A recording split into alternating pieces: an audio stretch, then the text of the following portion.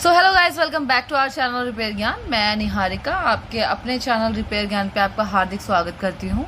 आज की इस वीडियो में हम बात करने वाले हैं ऑनलाइन वोल्टेज डिटेल्स की कि हमारे फ़ोन में जितनी भी पीसीबी में जो हमारी लाइंस होती हैं, चाहे वो सीपीयू की हो, चाहे वो हमारी पीएम की हो, चाहे हमारा वीपीएच हो, चाहे वीपीए हो, जितनी भी हमारी लाइंस होती हैं हमारे फ़ोन में, जहाँ पे आपको फॉल्ट नज़र आता है उसे ढूंढने के लिए हमें ये सारी लाइंस जो है चेक करनी पड़ती है। पर आज की इस वीडियो में मैं आपको एक ट्रिक्स बताऊंगी जहाँ पे आपको सारी की सारी लाइंस चेक करने की ज़रूरत नहीं पड़ेगी। आप मेन लाइंस को वोल्टेज चेक करके ही कंफर्म कर पाएंगे कि आपके फ़ोन में कहाँ पे क्या प्रॉब्लम है। तो जिन्होंने इससे पहले मेरे चैनल को सब्सक्राइब नहीं किया है, प्लीज़ गाइस सब्सक्राइब कर लीजिए और आप बेल आइकन दबाना ना भूलें ताकि सभी वीडियोस के आपको नोटिफिकेशंस मिल जाएं। तो आइए शुरू कर लेते हैं।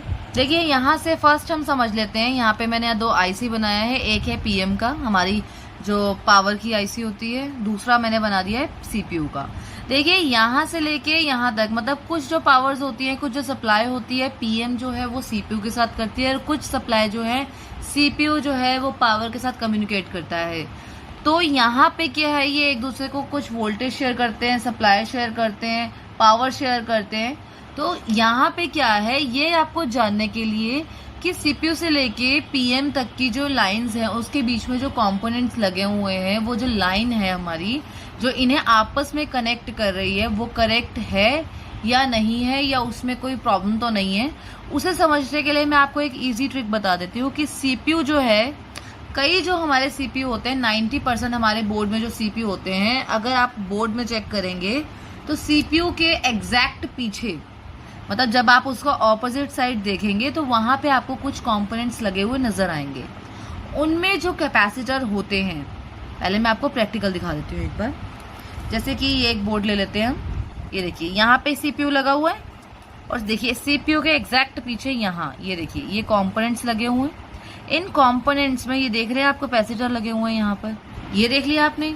अब ये देखिए, ये हमारा सीपीयू लगा हुआ है, इसके एग्जैक्ट पीछे ये देखिए ये कंपोनेंट्स लगे हुए हैं। इनमें जो कैपेसिटर लगे हुए हैं, देखिए जो कैपेसिटर लगे हुए हैं, इनको जब आप चेक करेंगे, जब आप इसे मल्टीमीटर से इसकी टेस्टिंग करेंगे बोर्ड में, तो अगर ये जो कैपेसिटर हैं ये बीप नहीं करते आपस में, जब आप इन्हें चेक करेंगे मल्टीमीटर पे, डायोड मोड पे जब आप इसे चेक करेंगे, तब आप इनको जब चेक करते हैं और वहां पे आपको बीप मोड जो है नहीं, बीप जो है नहीं सुनाई देती, इन्हें आपस में कनेक्ट करने के बाद बीप मोड आपको सुनाई नहीं देता है, इट मीन्स ये जो है आपकी जो सीपीयू से लेके पावर आईसी तक की जो लाइन है वो बिल्कुल करेक्ट है, वो बिल्कुल ठीक है, उसमें कोई दिक्कत नहीं है। आपका जो फॉल्ट है कहीं और से आ रहा है, ठीक है।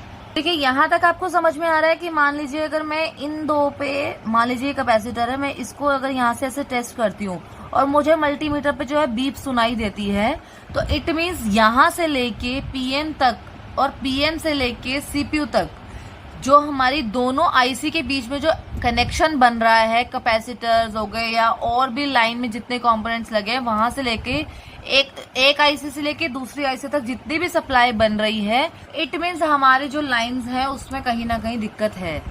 अगर दिक्कत आपको दिख रही है कि इसमें लाइन में दिक्कत आ रही है, अगर बीप कर रहा है तो दिक्कत आ रही है, नहीं कर रहा है तो मतलब आपकी जो पीएम से लेके सीपीयू तक की लाइन में जितनी सप्लाई बन रही है वो बिल्कुल ओके है, आपकी लाइन बिल्कुल ठीक है। आप कुछ और, अगर अभी भी आपके फोन में कोई फॉल्ट आ रहा है तो वो कहीं और से आ रहा है, ये लाइन बिल्कुल ठीक है। अगर बस आपके फोन में मल्टीमीटर पे बीप आ रही है तो कहीं ना कहीं इसका मतलब लाइन में कहीं ना कहीं दिक्कत है, आपको चेकआउट करने की अच्छे से जरूरत है, चाहे तो बाद में आप डीसी से भी लगा के चेक कर सकते हैं। इतना समझ में आ गया। नेक्स्ट देख लेते हैं एक बार। सेकेंड जो हमारा पॉइंट है वो है पावर आईसी।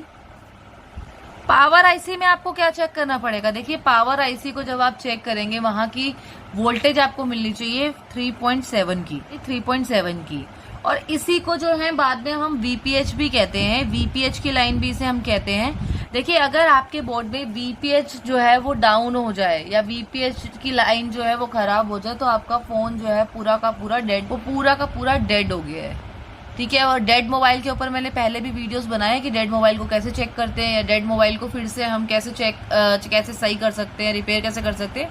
जाके आप डिस्क्रिप्शन लिंक में आपको दूंगी, आप जाके चेक कर लीजिए वहां पे जाके। देखिए पावर आईसी का मैंने आपको बता दिया। अब बात कर लेते हैं इस सीपीयू की।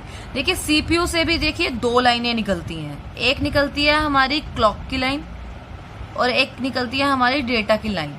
देखिए सीपीयू से ये दोनों लाइनें निकल रही हैं और ये 2 हमारी इंपॉर्टेंट लाइंस होती हैं हमारे फोन की, क्लॉक और डेटा। अगर ये हमारे फोन में वर्क नहीं कर रही होती है, इनमें प्रॉब्लम आई थी, तब भी हमारा जो फोन है वो डेड हो जाता है, तब भी वो उसमें नेटवर्क की या और भी तरीके की प्रॉब्लम आती है। वैसे हमारा फोन जो है ऑलमोस्ट डेड होता है जब क्लॉक और डेटा की प्रॉब्लम हमारे फोन में आ जाती है।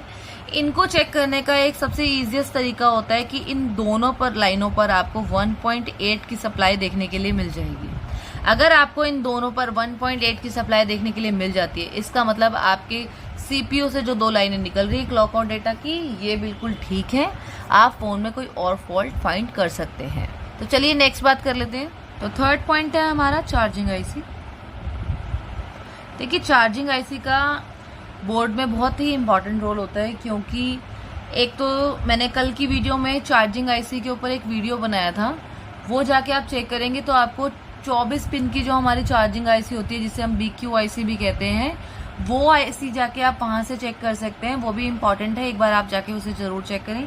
देखिए चार्जिंग आईसी का एक अपना इम्पोर्टेंट रोल है कि जब तक हमारे पूरे बोर्ड में चार्जिंग नहीं होगी तब तक हमारा बोर्ड जो है वर्क नहीं करेगा, हमारा फोन जो है काम नहीं करेगा।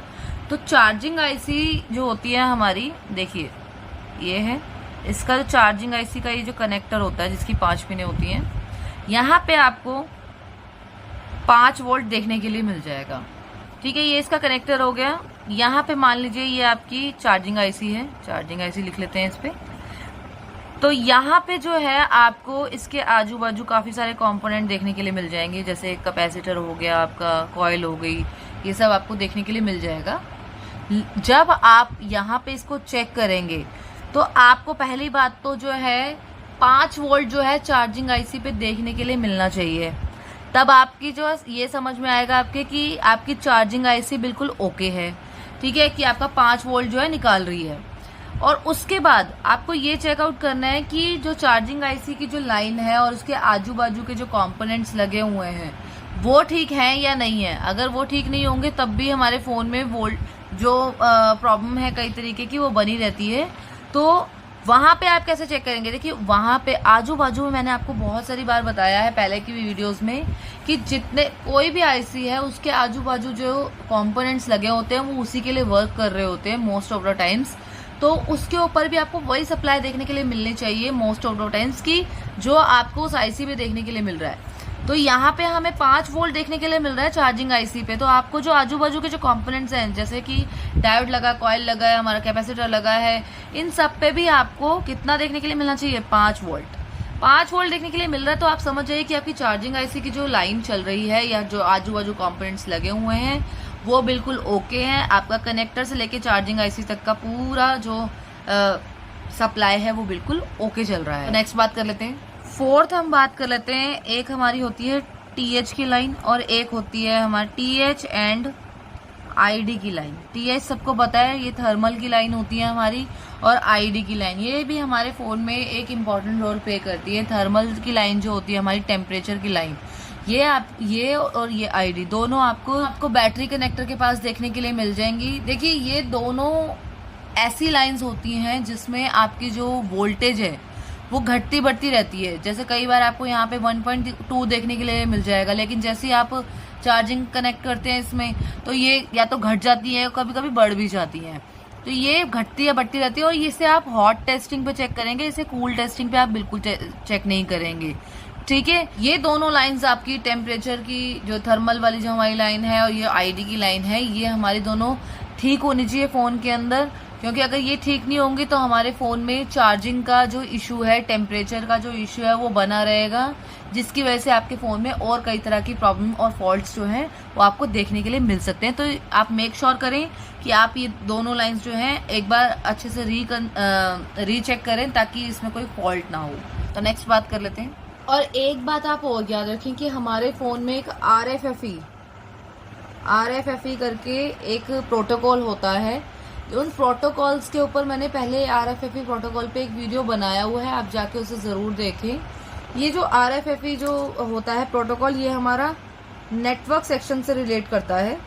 देखिए, अगर RFFE की लाइन जो है, जो नेटवर्क के पास होती है, अगर उस लाइन में हमारी प्रॉब्लम है, उसमें अगर दिक्कत आ रही है, तो हमारे फोन में जो है वहां पे नो सर्विस, नो नेटवर्क, ये वाले जो प्रॉब्लम्स हैं हमारे फोन में दिखाई देने लगते हैं। जिसकी वजह से, क्योंकि अगर हमारे फोन में नो सर्विस है, नो नेटवर्क है, नो सिग्नल की प्रॉब्लम आ रही है, तो हमारा फोन हमारे लिए कोई मायने नहीं रखता, उसमें हम कोई काम नहीं कर सकते, वो हमारे लिए एक किस्म का वेस्ट फोन हो जाता है।